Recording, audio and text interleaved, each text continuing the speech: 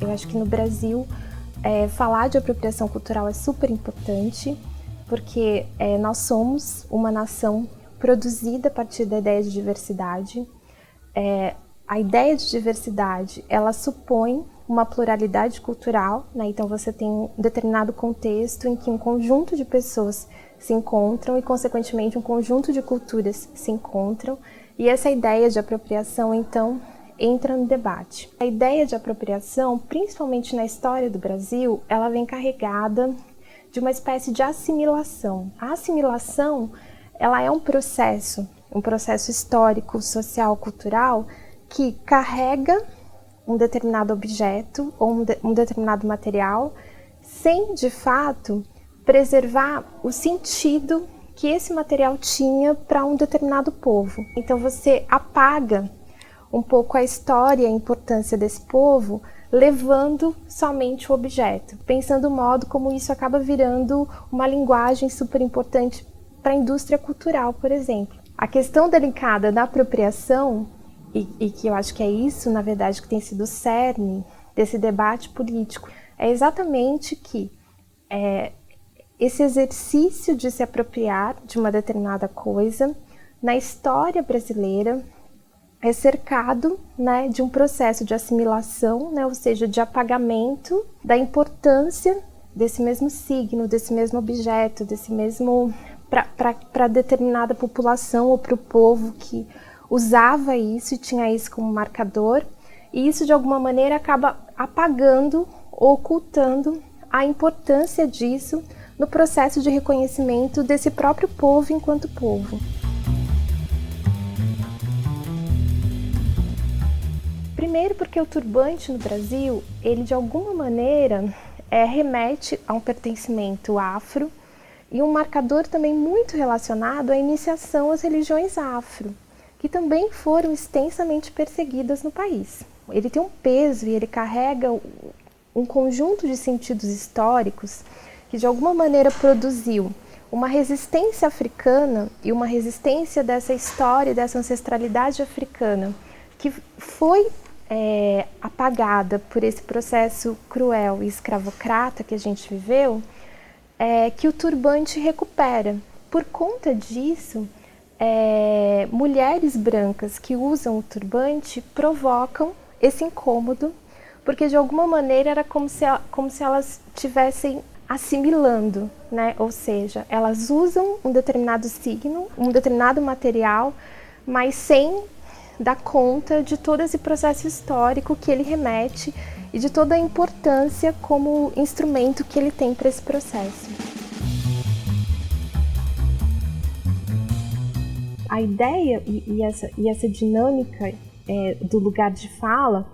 ela tem então duas frentes super importantes, né? Uma frente que a gente pode considerar filosófica, científica e epistêmica, que é de repensar quem pode produzir conteúdo científico, filosófico, quem pode produzir ciência, e, por outro lado, repensar também quem é que pode ter atuação política reconhecida. O que o movimento pretende fazer, seja numa frente ou seja em outra, é de fato abrir espaço para que pessoas que foram alienadas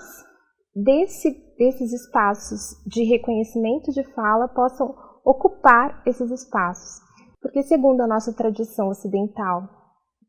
só é ouvido quem tem, né, uma determinada tradição, e uma tradição que historicamente está sempre relacionada a um pertencimento étnico-racial, né? Então, pessoas brancas ocupam e sempre ocuparam determinados lugares de fala que pessoas negras não ocuparam.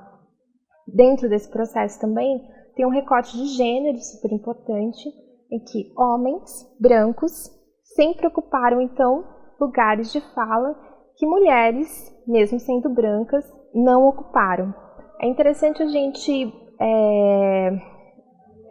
considerar a importância do feminismo, tentando pensar como é que se produz, né, uma linguagem e uma episteme em que você consegue dar lugar a pessoas que não falavam, porque não eram homens e porque não eram brancas, tanto na ciência como no movimento social. É super importante pensar isso, tanto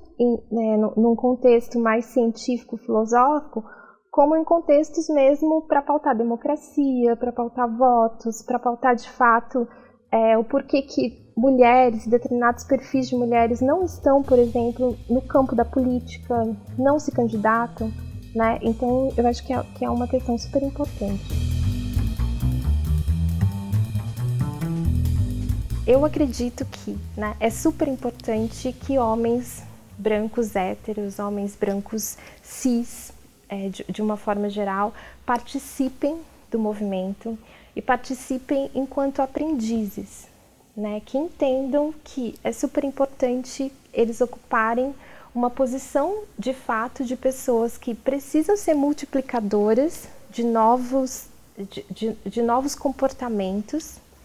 e de novas visões sobre o mundo, né, e que ele de fato consiga ser alguém, né, que tenha reflexividade em relação à própria posição de privilégio que ele ocupa, né? Nem sempre ele precisa falar, nem sempre ele tem o que falar, e na maioria das vezes a melhor ação de resistência no caso de alguém que tem uma corporeidade que foi escolhida historicamente como uma corporeidade hegemônica e dominante, muitas vezes a melhor atitude, né, de sensibilidade, de resistência é ouvir, é participar ouvindo, né, realmente se mostrando como alguém que se sensibiliza pelo assunto e que está disposto a aprender, a ouvir e a colaborar.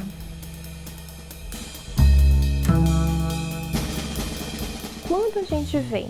com o tema e a temática do racismo no Brasil, especificamente no Brasil,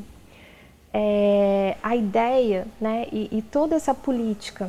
né, que essas teorias mais históricas vão chamar de racismo científico, né, ou de eugenia, que é essa coisa de você olhar para uma determinada pessoa e a partir das características físicas dela, dizer se ela é alguém, na verdade, que tem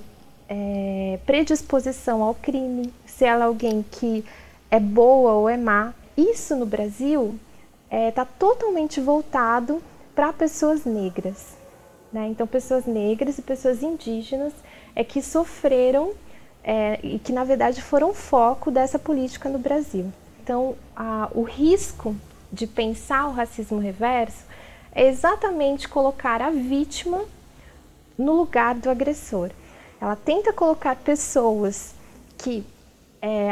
há séculos são vítimas dessa política, né, de uma política que vai alienar essas pessoas de determinados espaços para colocá-las enquanto atoras do processo, né, ou seja,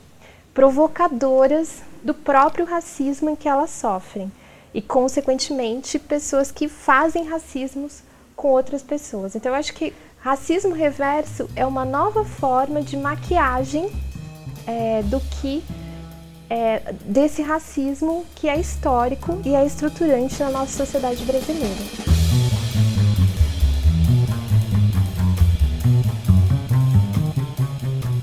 É importante a gente reconhecer isso como um movimento, e um movimento que não é só científico e epistêmico, mas é um movimento político e social que busca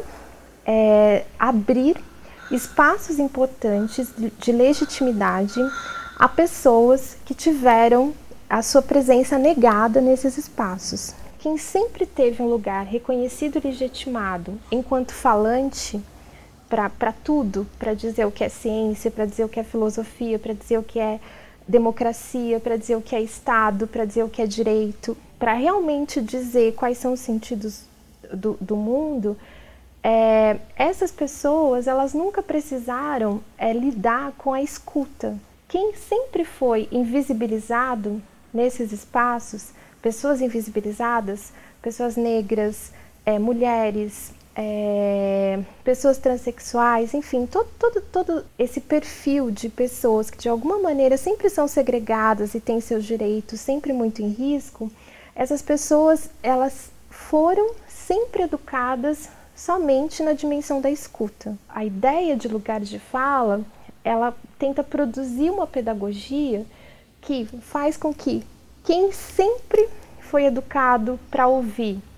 aprenda a ocupar um espaço enquanto falante e aprenda a falar sobre si e a também se colocar como um sentido importante para o mundo, e quem sempre foi colocado dentro, né, dessa posição de sentido para o mundo, passe a aprender a ouvir.